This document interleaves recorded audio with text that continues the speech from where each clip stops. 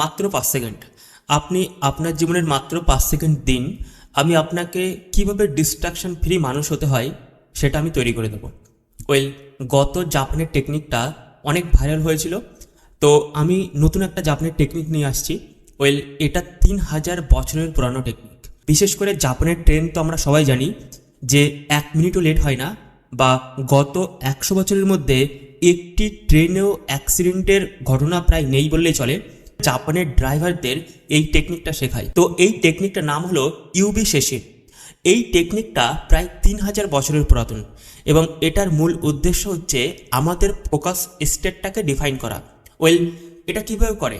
যখন কাউকে ট্রেনিং দেওয়া হয় তখন বলে যে আমাদের 3টে সেন্সর, মুখ, হাত এবং আমাদের চোখ, এই 3টে যদি কানেক্ট করা হয় তাহলে ফোকাস 85% পর্যন্ত বাড়ে।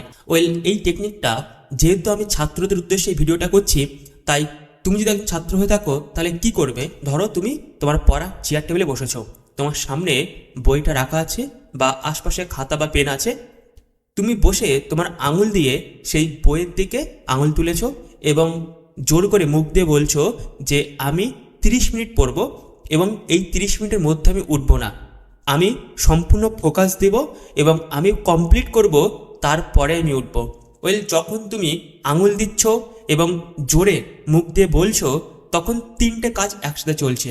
তুমি আঙুল তুলেছো, তার মানে তোমার সেন্সরি অ্যাক্টিভেশন চলছে, তুমি কান দিয়ে শুনছো এবং চোখ দিয়ে দেখছো। আর সাইকোলজিতে বলে যে যখন কোনো স্টুডেন্ট কনফিউজভাবে কোনো টেকনিক করে, সেই টেকনিকটা কাজে দেয় না, তাকে পূর্ণ বিশ্বাস করতে হবে, অর্থাৎ 100%।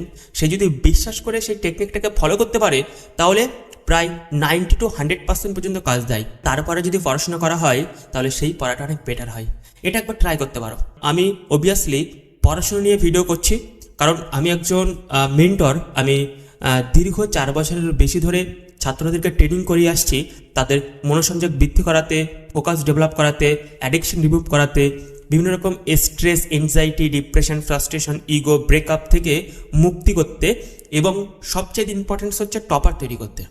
আমি অবশ্য ছাত্রদের গোল অর্থাৎ লক্ষ্য নির্ধারণ করাতে সাহায্য করি, তাদের মধ্যে প্যাশন বা পারপাস ডিফাইন করি।